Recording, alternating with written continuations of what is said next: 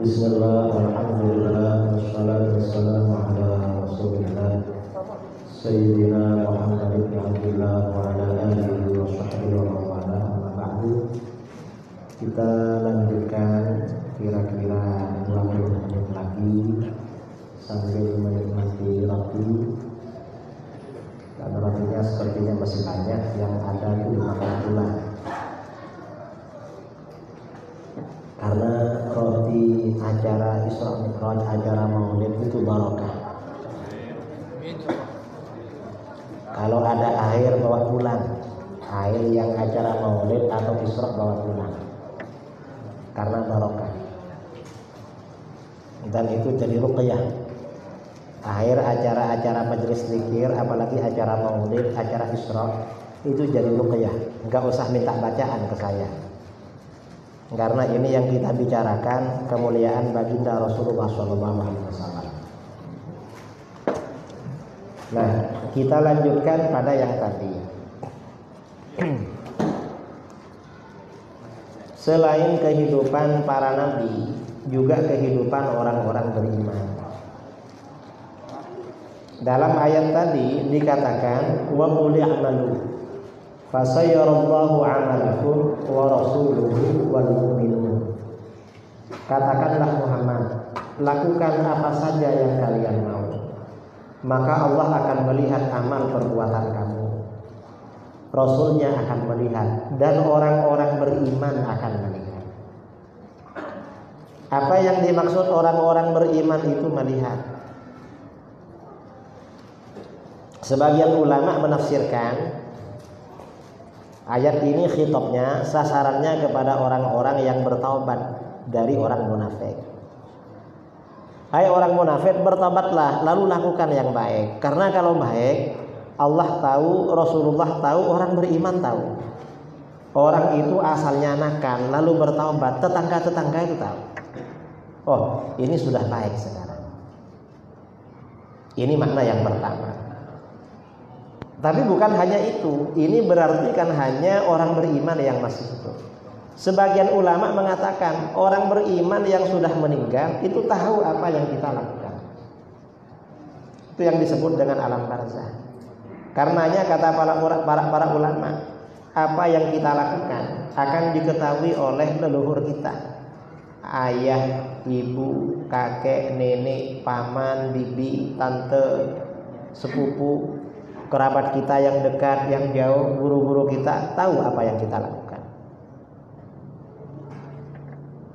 Karenanya di dalam kitab-kitab tafsir, Imam Ibnu Katsir ketika menafsirkan ayat ini menyampaikan hadis riwayat Abu Ya'la, Rasulullah SAW bersabda, "Inna a'malakum tu'radu ala ashairikum wa aqaribikum minal amwat." Sesungguhnya amal perbuatan kamu diperlihatkan pada kerabat jauh kamu. Kerabat jauh, asyair itu artinya ya misalnya orang-orang Melayu. Pokoknya orang yang masih ada hubungan dengan Melayu itu tahu. Itu asyair. Kalau aqarib itu kerabat-kerabat dekat seperti paman, bibi. Pokoknya yang masih ketemu hubungannya itu aqarib namanya. Kalau sudah gak ketemu hubungannya, pokoknya ini orang Melayu. Itu asyair namanya. Itu tahu. Jadi kerabat kita yang sudah meninggal, guru-guru kita tahu. Fa in ra'au khairan istabsyaru. Kalau mereka melihat amal perbuatan kita baik, mereka merasa senang. Wa in ra'au ghaira dzalik. Kalau mereka melihat amal perbuatan kita tak baik, mereka bersedih dan berdoa. Qalu, mereka berdoa, Allahumma la tumithu hatta tahdiyahum kama hadaitan. Ya Allah, jangan matikan kerabat ini sebelum engkau beri hidayah agar matinya husnul khotimah. Jadi keluarga kita yang meninggalnya husnul khotimah, selalu mendoakan kita husnul khotimah. Nah, ini artinya apa? Antara orang yang sudah meninggal, para nabi, para rasul, orang-orang beriman yang sudah mati, itu ada komunikasi dengan orang yang masih hidup dengan kita. Ada interaksi. Karena interaksi, komunikasi ini ada, maka bagaimana? Yang hidup dianjurkan mendoakan yang mati. Yang hidup dianjurkan bersedekah untuk kerabatnya, orang tuanya yang mati.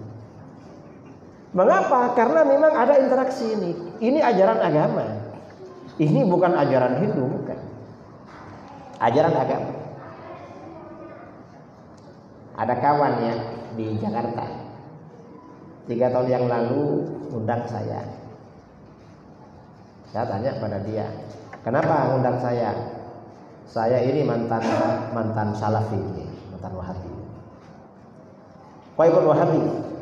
Dari orang tua. Orang tua kita dekat dengan Wahabi. Bahkan istri juga, mertua saya juga Wahabi. Ketika saya ngelamar istri, saya kuliah di Bogor, kata beliau. Ada adik kelas cocok, mau. Saya bilang, gimana kalau kamu saya lamar ke orang tuamu? Ya oke. Saya datang ke orang tuanya. Mau apa? Saya mau melamar anak bapak. Jadi istri saya. Kamu ini aswaja apa Wahabi? Kalau aswaja saya gak mau, saya Wahabi. Lalu kata kawan, saya Wahabi pula kak. Bah, jangan khawatir, sama-sama Wahabinya. Ya dah, kalau begitu kamu jadi bantu saya. Lah terus, ini kok undang saya. Loh, saya sudah keluar, ya sudah tobat katanya. Kenapa bertobat? Saya mendengarkan ceramahnya Uwas. Uwas bilang, kalau ingin tahu dalilnya Ahlus Sunnah wal Jamaah, dengarkan ceramahnya Kiai Idrus Ramli di YouTube. Saya buka ceramah Kiai di YouTube. Ada ceramah Kiai di Kuala Lumpur, durasinya 9 jam. Sebenarnya bukan 9 jam. Ceramah satu tempat selama 2 hari, 1,5 jam berhenti, pindah topik. 2 hari 2 malam itu. Akhirnya dijadikan 9 jam. Saya beli data yang penuh Kiai. Saya sama istri mendengarkan. Saya penasaran, benar ada dalilnya Ahlus Sunnah? Karena kata Ustadz gak ada dalilnya. Terus setelah didengarkan, ternyata ajaran aswaja dalilnya banyak sekali. Padahal Ustadz bilang gak ada dalil katanya. Ya sudah, kita keluar dari Wahabi, ikut aswaja. Akhirnya kalau saya ke Jakarta, orang ini biasanya ikut jemput ke bandara, ikut ngantar kemana-mana. Sampai beli mobil baru untuk ngantar saya. Nah, habis saya ceramah kayak tadi tentang hubungan orang mati dengan orang hidup, selesai ceramah, Kiai, apa? Yang Kiai ceramahkan itu terjadi pada saya. Apa? Bahwa orang mati itu tahu pada perbuatan orang hidup. Kok bisa? Dulu Kiai, ketika saya masih Wahabi, saya sering bermimpi almarhum ayah saya dan almarhum mertua datang ke rumah, wajahnya sedih, tidak bahagia. Wajahnya tidak senyum. Terus setelah saya keluar dari Wahabi, saya baca tahlil, ikut yasinah, ikut maulid, bermimpi almarhum orang tua dan almarhum mertua datang ke rumah, wajahnya tersenyum berseri-seri, ada bulatan kebahagiaan. Mimpi. Nah, karena orang yang meninggal itu masih hidup, maka bagaimana? Ya, orang lewat di depan orang hidup itu kan ada aturannya. Kalau di kampung lewat di depan orang biasanya kan uruk salam, maaf ya, permisi, kan begitu. Lewat di kuburan begitu pula. Ada adabnya. Makanya di dalam hadis Rasulullah SAW bersabda, la yamurru ahadukum ala qabri akhihil mu'min kana ya'rifuhu fid dunya fayusallimu alaihi illa arafahu wa radda alaihi salam. Tidaklah kamu melewati kuburan saudaramu yang mukmin, yang kenal ketika di dunia, lalu kamu ucapkan salam pada dia, kecuali dia mengenal kamu dan membalas salam kamu. Kalau kenal, kalau dulu ketika masih hidup kenal, masih kenal walaupun sudah meninggal, dan membalas salam. Kalau nggak kenal cuma balas salam. Artinya apa? Interaksi orang yang hidup dengan orang mati itu ada. Makanya kalau lewat kuburan jangan nyelonong, jangan seperti gak ada apa-apa. Paling enggak ucapkan salam. Karena mereka hidup. Cuma yang hidup ruhnya. Ada yang tanya, katanya mereka menjawab ya. Kita kok gak dengar jawaban mereka. Kamu kalau dikasih pilihan mendengar dengan tidak mendengar, pilih mana? Kalau ke kuburan misalnya, Assalamualaikum, kamu kasih pilih ingin dengar apa enggak? Kira-kira kita ini pilih gak dengar. Kira-kira kalau dengar bagaimana? Mungkin bertaubat, gak ke kuburan lagi. Mengapa? Karena kita masih senang hidup. Kita ini cinta dunia, takut mati. Coba kita ini tidak cinta dunia, gak takut mati, malah senang di kuburan, ingin dengar orang mati berbicara pada kita. Ada begitu. Di kitab-kitab ulama salaf itu, Imam Ibn Abi Dunya meriwayatkan ada orang saudaranya meninggal dunia. Dia dengar katanya orang mati ditanya sama malaikat mungkar nakir. Begitu orang-orang pergi, dia tunanetra, langsung telinganya didekatkan ke kuburan, disentuhkan ke tanah. Dia mendengar ada pertanyaan, "Man rabbuka?" Siapa Tuhan? Dengar. Kalau kita kan langsung lari kan, memang takut dengar. Malah kalau ke kuburan yang baru bawa teman. Biar kalau ada apa-apa ada kawannya kalau lari. Takut. Jadi ada interaksi antara orang hidup dengan orang mati, ada interaksi. Karena ada interaksi, ya ada kenduri, ada sedekah kematian, ada tahlil, ada macam-macam. Mengapa? Ya karena mereka hidup. Namanya orang hidup ya perlu bantuan. Karena mereka hidup, mereka ini juga perlu diziarahi. Kita ini punya orang tua, punya guru, punya kerabat. Setiap hari kita doakan pada Allah agar diampuni dosanya. Orang tua, kakek nenek yang sudah meninggal. Kalau sewaktu-waktu kita ada kesempatan datang ke kuburannya, itu lebih bagus. Mengapa? Karena orang hidup ini juga punya perasaan senang. Kamu misalnya kerja di sini. Orang tuanya ada di Kampar, ada di Rengat, ada di Tembilahan ya. Tiap bulan dikirim uang orang tua yang di sana. Kira-kira senang apa enggak? Senang. Tapi kalau sebulan atau 2 bulan sekali anak istrinya dibawa ke kampung menjenguk orang tua. Tidak hanya uangnya yang dikirim, tapi sak cucunya istrinya dibawa. Kira-kira tambah senang apa enggak? Tambah senang. Orang mati juga begitu. Tiap hari kita doakan keluarga yang meninggal. Ada kesempatan misalnya hari raya, menjelang puasa atau kapan libur kerja ke sana, tambah senang. Dan itu termasuk birrul walidain, berbakti pada kedua orang tua. Senang.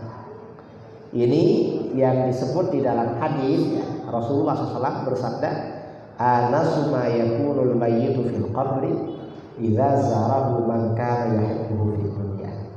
Paling senangnya orang mati di alam kubur apabila diziarah oleh orang yang dia cintai ketika di dunia. Senang pula orang meninggal. Ada ulama salaf ya. Ulama salaf namanya Fadl bin Muwaffaq. Dia sering datang ke makam ayahnya. Ini diriwayatkan oleh Qayyim al-Jauziyah dalam kitab sering ngaji. Suatu ketika, suatu hari ada tetangganya meninggal, dikubur di pemakaman situ. Cuma karena terburu-buru ada keperluan, gak sempat singgah ke makam ayahnya. Malamnya bermimpi ketemu ayahnya. Nah, apa ya?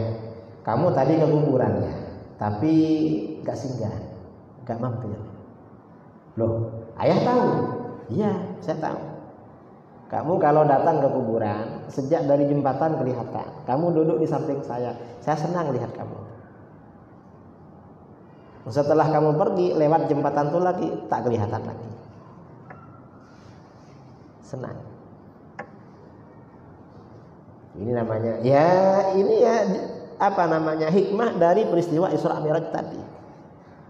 Karena memang Rasulullah SAW ziarah ke makam sebagian para nabi dan berjumpa dengan para nabi. Artinya orang yang yang sudah meninggal itu masih hidup. Dan pahala sedekah, pahala tahlil, pahala yasin yang kita kirim itu sampai. Ada yang tanya, apa buktinya kalau sampai? Sebagian jawab, buktinya sampai, nggak balik lagi. Tapi bukan itu bukan dalil namanya ya. Ada yang bilang, nah kalau nggak percaya mati deh dulu, tak kirimi. Ya nggak siap kalau mati dulu. Mati belakangan nggak apa-apa. Ini hikmah yang kedua. Kemudian hikmah yang ketiga. Peristiwa Isra Mi'raj. Apa? Saya singkat-singkat ya. Yang penting pahamlah. Yang ketiga, hikmah Isra Mi'raj itu apa? Ketiga keempat ini. Sudah banyak dari tadi. Anggap saja ketiga lah. Yang tadi itu baru 2. Orang bepergian itu biasanya yang ditunggu-tunggu oleh keluarga di rumah apa? Oleh-olehnya. Oleh-oleh yang ditunggu di rumah. Kalau perginya orang Pekanbaru ke Jakarta, mungkin oleh-olehnya apa? Dodol, baju atau apa. Kalau saya dari Jawa ke Pekanbaru, yang ditunggu-tunggu oleh-olehnya madu.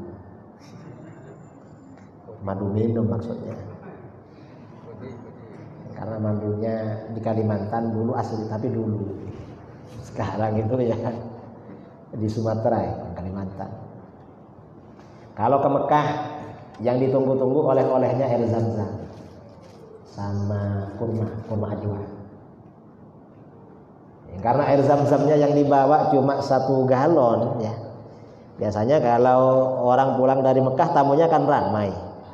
Kalau itu dikasih kan cepat habis. Akhirnya bagaimana? Air Pekanbaru 1 timba, lalu air zam-zamnya 1 gelas dicampur. Biar cukup 1 kampung. Air zam-zam. Ya gak apa-apa lah daripada enggak sama sekali. Karena kalau di Jawa orang pulang dari tanah suci, orang yang bertamu sampai 1 bulan. Tiap hari itu. Kalau hari pertama, 2, 3 itu siang malam. Ya tabarruk. Orang datang dari tanah suci. 1 bulan kadang masih ada.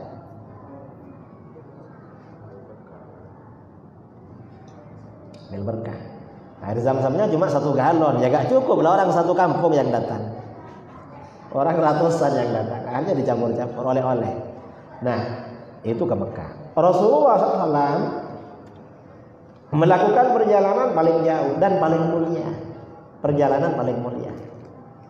Karena dalam perjalanan itu Rasulullah SAW berjumpa, melihat dan bermunajat, berbicara langsung dengan Allah. Itu bukan berarti Allah bertempat di Arasy, di Sidratul Muntaha, bukan. Itu tempatnya Rasulullah ketika menghadap Rasulullah SAW.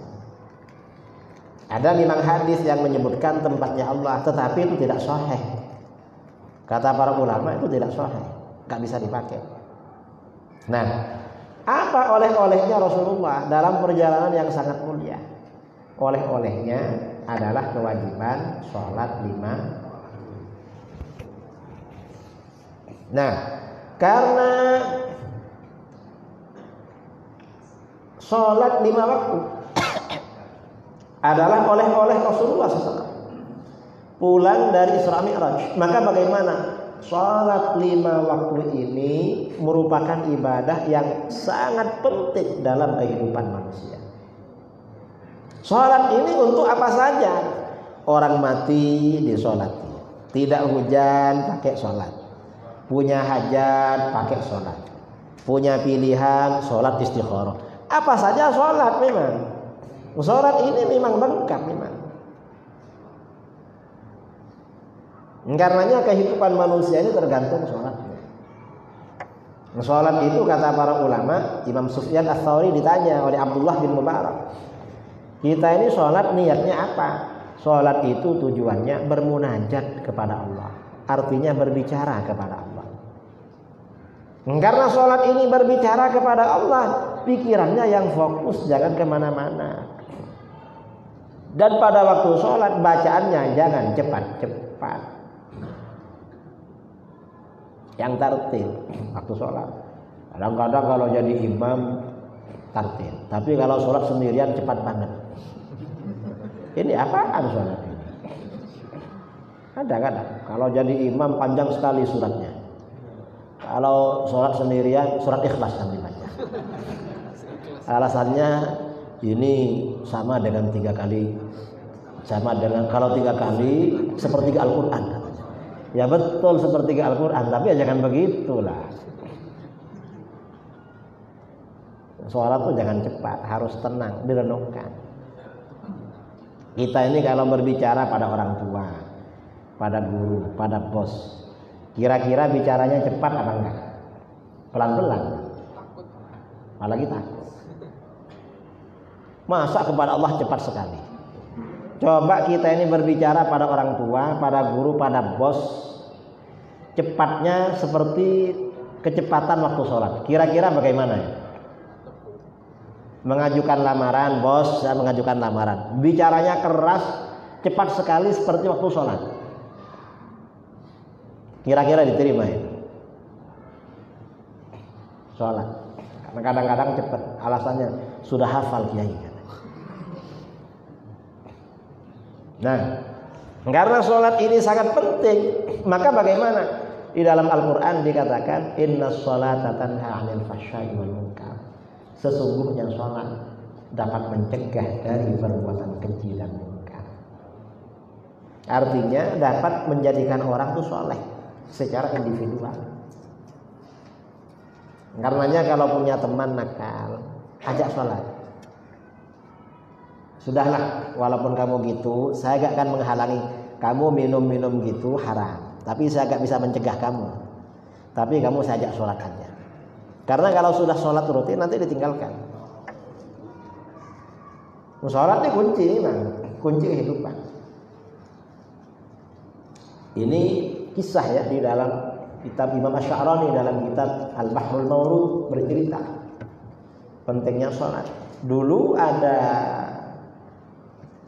pada masa salaf ya, ada pencuri rajin berjamaah, rajin sholat.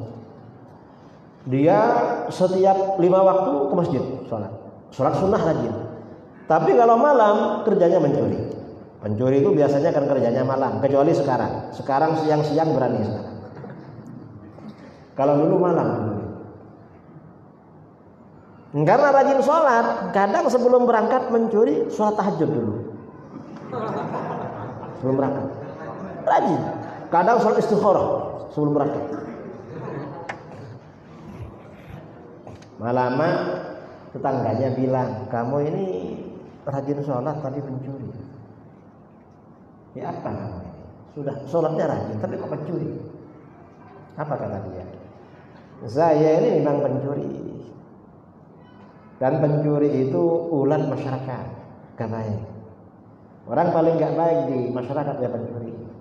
Nah, kalau saya ini sudah jadi pencuri, terus gak rajin sholat, tambah gimana saya? Ya sudahlah, walaupun saya ini pencuri, tapi rajin sholat. Ini namanya pencuri yang agak soleh. Karena rajin sholat. Lama-lama daerah itu aman. Yang biasanya kehilangan ayam gak hilang lagi, kehilangan pisang gak hilang lagi, kehilangan kambing gak hilang lagi. Kok aman? Kemana sih aman? Hanya tetangga-tangga sana berangkat umrah, sampai di Masjidil Haram. Ternyata si pencuri ini yang asalnya dulu ketika masih mencuri gemuk, orangnya sudah kurus. Mengapa kurus? Karena banyak puasa. Dia kerjanya tawaf, sholat. baca Quran, khusyuk, nangis pada Allah.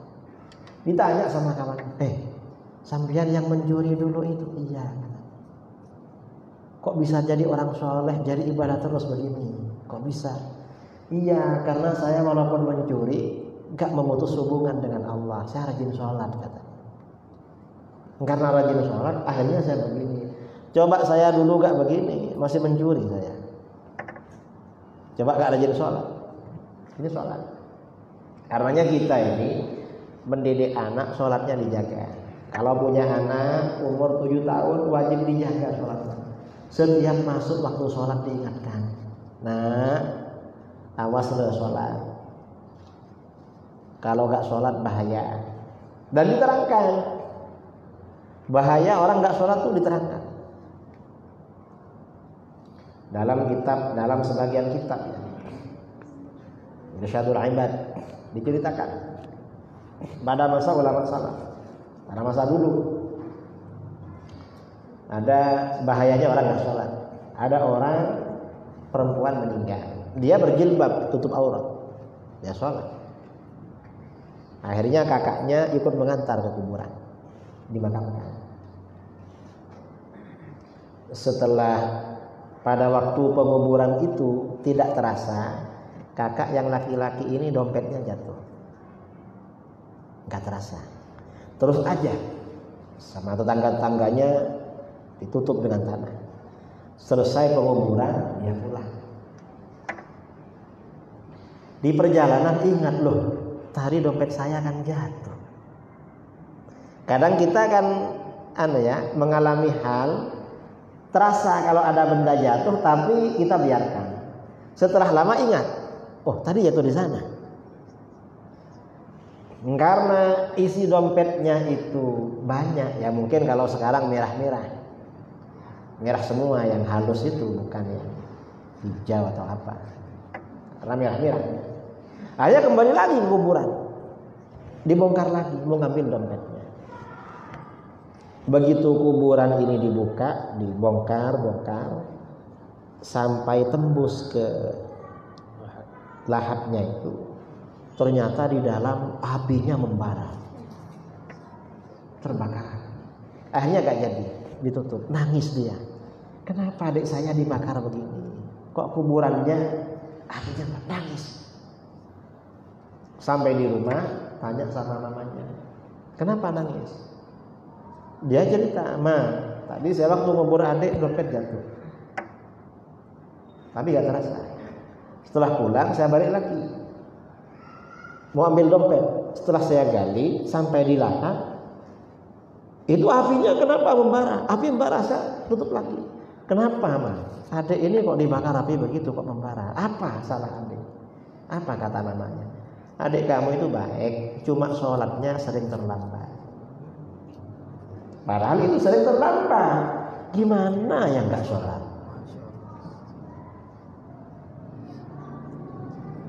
Makanya di alam kubur itu awwalu ma yuhasabu bil 'abd yaumal qiyamah as-shalah. Amal yang pertama kali diurus oleh Allah pada hari kiamat, termasuk di alam kubur, itu salat memang. Fa in shaluhat shaluha lahu sa'iru amali. Kalau salatnya baik, oke, yang lain oke. Tapi kalau salatnya enggak baik, ya sudah. Enggak baik nanti. Karena salat ini dijaga. Saudara-saudara kita, keluarga kita, sholatnya dijaga. Terutama pada masa sekarang.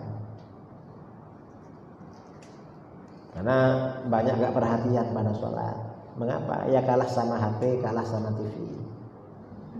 Dan orang tua itu harus menjadi teladan. Ayo nak, waktunya sholat. Ngajak sholat, jangan main HP dulu. Nanti anaknya bilang, sebentar ya, pinjam HP-nya dulu. Nanti gitu anaknya. Tapi kalau ayo ke masjid bareng, enak bawanya. Nah, ini ya diantara hikmah-hikmah dari peristiwa Isra Mi'raj yang perlu kita tahu, kita ambil hikmahnya. Dan Isra Mi'raj ini juga yang terpenting menandakan Rasulullah SAW itu adalah makhluk yang paling mulia, paling utama. Dan umatnya juga umat paling mulia, paling utama. Kita bersyukur kepada Allah Subhanahu wa taala. Mudah-mudahan Allah menanamkan rasa cinta di hati kita kepada baginda Rasulullah SAW. Ini yang perlu kita, yang bisa kita perbincangkan malam ini, karena ini masih banyak pertanyaan. Waktu saya sampaikan kepada sahabat kami Al-Ustaz Al-Dinar untuk membacakan pertanyaan-pertanyaan yang masuk kalau ada.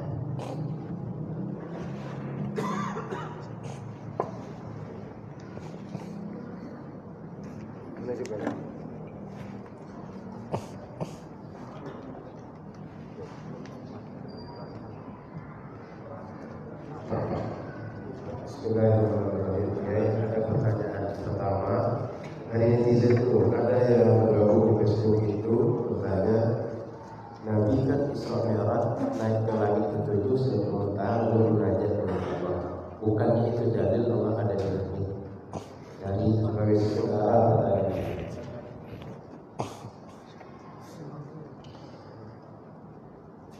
Jadi Rasulullah SAW naik ke langit ketujuh, lalu ke Mustawa, ke Sidratul Muntaha. Itu menjadi dalilnya apa? Itu menjadi dalil bahwa Allah Subhanahu wa taala memberikan kemuliaan yang sangat agung kepada Rasulullah. Jadi itu bukan karena itu tempatnya Allah, bukan. Karena tidak ada riwayat-riwayat yang mutawatir, apalagi sahih. Yang sahih apalagi mutawatir yang mengatakan itu tempatnya Allah. Tidak ada. Itu tempatnya Rasulullah SAW ketika melihat dan bermunajat dengan Allah. Kata para ulama seperti itu. Mayoritas ahli tafsir, ahli hadis mengatakan seperti itu. Kemudian yang kedua, Rasulullah SAW dipanggil ke situ. Ini menjadi dalil bahwa perintah sholat itu sangat penting. Yang lain penting pula. Cuma orang ini kalau sudah sholat, yang lain biasanya ikut. Kewajiban-kewajiban yang lain akan dilakukan kalau sholat sudah dilakukan. Jadi begitu. Ada lagi? Ada yang tanya ya, ada orang setelah akhir balik dia tak sholat, lalu menikah, kemudian boleh ditawakil sholatnya, diwakilkan sama sholat.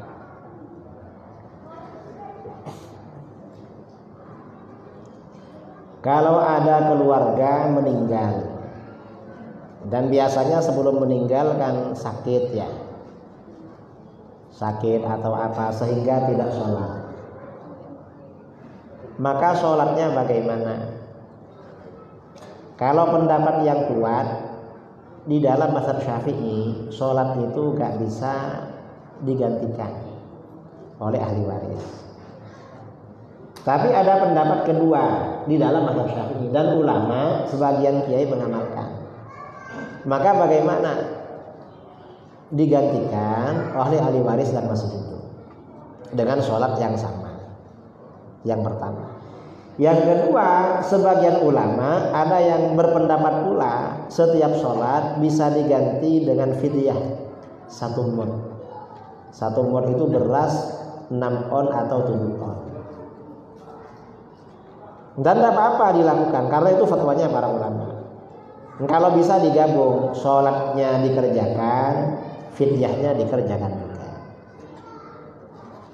Kalau tanya dalilnya, itu dikiaskan dengan puasa, kemudian dikiaskan dengan ibadah yang lain.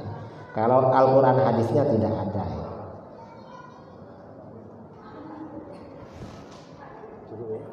Selanjutnya, ya, dan ini apa hukumnya berjualan nanti order? Pembeli membayar barang yang belum terwujud, tetapi tujuannya untuk donasi. Jadi kita merangkap sebagai penjual perwakilan donatur untuk donasi, apakah boleh? Itu prakteknya gimana itu? Prakteknya, contohnya.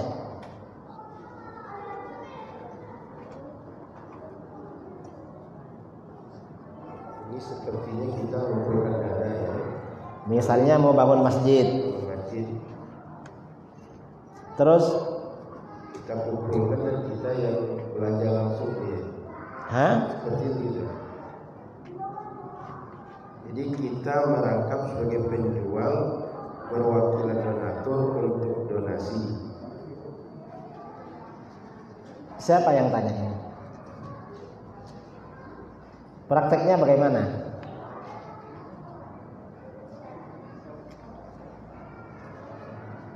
Saya kurang paham.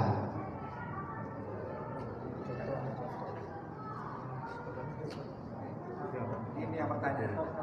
Yang tanya belum begini.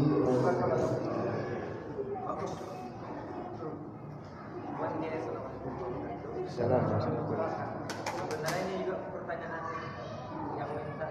Ini ada orang minta kita pertanyaan buat saya kayak. Jadi mungkin begini deh. Jadi mungkin kita membeli barang yang wujud itu ada kayak. Apa? Kita membayar barang dengan sekolah harga, tapi wujudnya itu belum ada kayak. Nah, jadi uang itu tuh untuk donasi kayak sekalian donasi.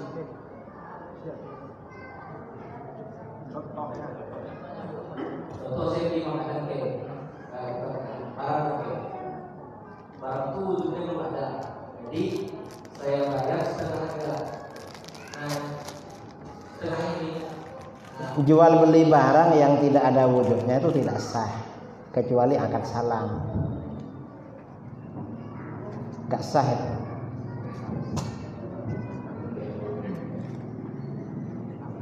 Kalau mau donasi ya donasi aja sudah.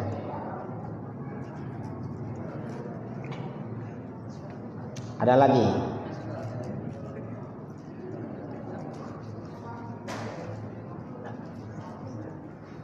Ya. Supaya kita tak terpeleset dalam ngomong, apa caranya? Sering kita ngomong itu bolak-balik. Apa? Dalam berbicara kadang bolak-balik, berbelit-belit, lupa. Gimana caranya supaya tak terpeleset gitu ya? Karena teknologi itu berjalan lancar, lupa. kalau biar gak terpeleset berbicara, kasih plester.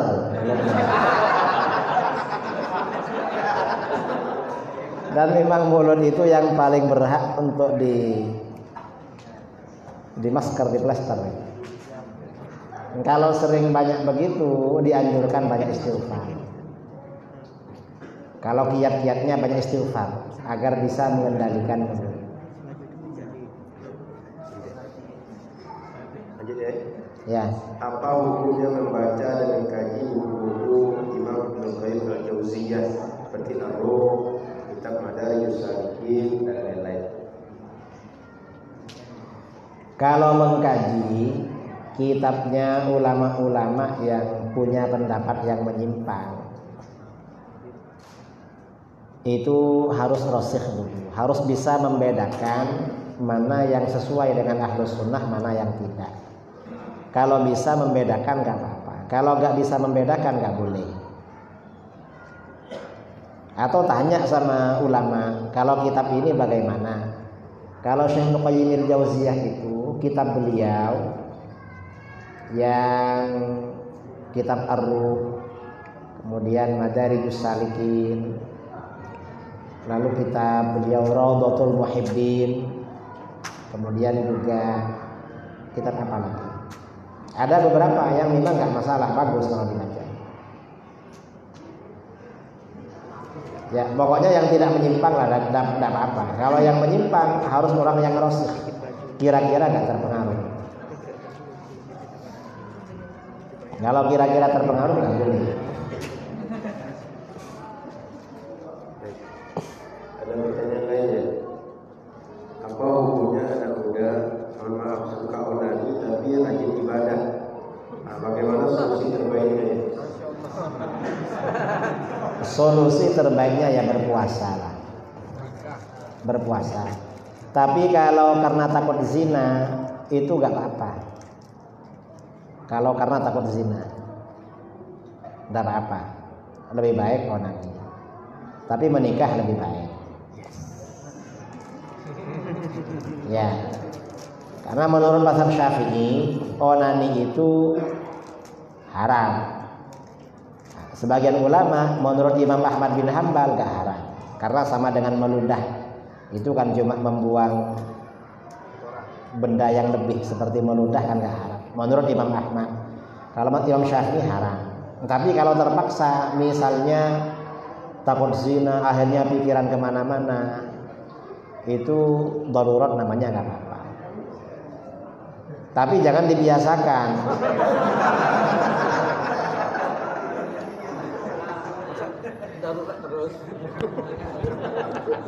Makanya jangan sering nonton film, jangan sering lihat wajah cantik, jangan. Jaga pandangan lah. Kalau jaga pandangan, insyaallah ya. Makanya di dalam Al-Quran, yaghuddu min absarihim wa yahfazu furujahum. Qul lil mu'minin yaghuddu min absarihim wa yahfazu furujahum. Itu kata sebagian ulama, qul lil mu'minin. Katakan pada orang-orang beriman, ghuddu absarakum. Pejamkan mata kalian. Kalau disuruh begitu, yaghuddu min absarihim. Maka mereka memejamkan sebagian pandangan. Wa yahfazu furujahum. Kalau orang ini menjaga pandangannya, dan nanti akibatnya apa? Bisa menjaga kemaluannya. Itu berarti suka lihat gitu. Entah lihat foto atau lihat apa. Kalau gak suka lihat, insyaallah ya enggak. Tapi tetapkan ibadahnya yang rajin. Terus yang rajin ibadahnya. Dan mungkin ya solusinya ya kawin. Insyaallah kalau kawin hilang biasanya. Sudah habis. Ada pertanyaan, apa hukumnya melabeli suatu usaha dengan sunnah atau sunnah? Kemudian berbagai unit yang kita punya dengan sunnah, ada sunnah, motor sunnah, dan banyak kegiatan yang label-labelnya sunnah. Itu kalau label itu bisa menipu, itu haram hukumnya. Engkau laundry sunnah, terus taksi sunnah, nanti pesawat apanya yang sunnah, apotek sunnah, ada yang begitu. Kalau cuma sekedar nama ya gak apa-apa, tapi kalau itu menipu bisa gak boleh. Tergantung lah dia tujuannya apa. Yang sunnah itu apanya, dia tanyakan sunnah itu apanya. Kalau sunnah itu mestinya paling murah, gratis, paling murah dari yang lain itu sunnah. Tidak apa kalau begitu. Kalau mahal jangan bilang sunnah. Sudah ya. Terakhir. Bolehkah kita bertolerir dengan aliran-aliran akidah yang sesat atau menyimpang dari Ahlussunnah wal Jamaah? Mentolerir yang berpaham akidah yang bid'ah atau sesat dari Ahlussunnah wal Jamaah. Enggak boleh. Dalam hadis Muslim ya, ada dua orang dari Irak menghadap kepada Abdullah bin Umar radhiyallahu anhu. Lalu lapor, Sayyidina Abdullah bin Umar, di tempat saya di Irak ada orang pelajar, alim dia, cuma belajar sendiri. Lalu dia berpendapat takdir itu tidak ada, dan yang dilakukan manusia itu dari manusia sendiri, bukan takdir. Apa kata Abdullah bin Umar? Sampaikan sama mereka, saya gak ada hubungan dengan dia. Ana minhum bari, saya terbebas dari mereka. Wahum minni buro, dan mereka terbebas dari saya. Gak boleh ada hubungan dengan mereka, kecuali cuma basa-basi. Gak boleh ditolerir. Bahkan di dalam hadis ini dhaif, cuma diamalkan oleh para ulama. man waqqara sahiba bid'atin faqad a'ana ala hadmil Islam. Siapa yang memuliakan pelaku bid'ah berarti dia membantu untuk merobohkan Islam. Gak boleh mentolerir, gak boleh. Kecuali kalau untuk diajak ke dalam ahlus sunnah, tidak apa-apa. Kalau sudah gak mau, ya sudah ditinggal. Dan kata para ulama, ya, kata para ulama, bersahabat dengan orang ahli bid'ah. Kalau persahabatan itu hanya secara zahir, basa-basi, itu makruh. Kalau secara batin dekat sekali sampai tahu rahasia masing-masing, itu haram. Katanya begitu. Jadi hati-hati. Saya kira ini ya, karena pertanyaan sudah habis. Karena sudah habis, mari kita tutup dengan doa. Mudah-mudahan bermanfaat. Bismillahirrahmanirrahim. Alhamdulillahirabbil alamin. Allahumma shalli ala sayyidina Muhammadin al-habibul mahmud syafil ilal wa mufarrijil qulub wa ala alihi wa sahbihi wa barik wa sallim. Allahumma atina fid dunya hasanatan wa fil akhirati hasanatan wa qina adzaban nar. Rabbana hab lana min azwajina wa dhurriyyatina qurrata a'yunin waj'alna lil muttaqina imama. Rabbana atina min ladunka rahmatan wa hayyi' lana min amrina rashada. Allahumma qsim lana min khashyatika ma yahulu bainana wa baina ma'siyatik wa min ta'atika ma tuballighuna bihi jannatak wa min al-yaqini ma tuhawwinu bihi 'alaina masa'ib ad-dunya. Allahumma matti'na bi asma'ina wa basharina wa quwwatina ma ahyaytana waj'alhu al-waritha minna waj'al tha'rana 'ala man zalamana wansurna 'ala man 'adana wa la taj'al musibatana fi dinina wa la taj'al ad-dunya akbar hammina wa la mablagha ilmina wa la tusallit 'alaina man la yarhamuna. Allahumma zidna wa la tanqusna wa akrimna wa la tuhinna wa a'tina wa la tahrimna wa athirna wa la tuthir 'alaina wa ardina wa ardu 'anna واغفر لنا ولوالدينا ومشايخنا ومعلمينا وأصحابنا وأحبابنا وذوي الحقوق علينا ولجميع المسلمين والمسلمات والمؤمنين والمؤمنات الأحياء منهم والأموات. وصلى الله على سيدنا محمد النبي الأمي وعلى آله وصحبه وبارك وسلم تسليما كثيرا. سبحان ربك رب العزة عما يصفون وسلام على المرسلين والحمد لله رب العالمين. تقبل الله منكم. Kurang lebihnya mohon maaf. Assalamualaikum warahmatullahi wabarakatuh.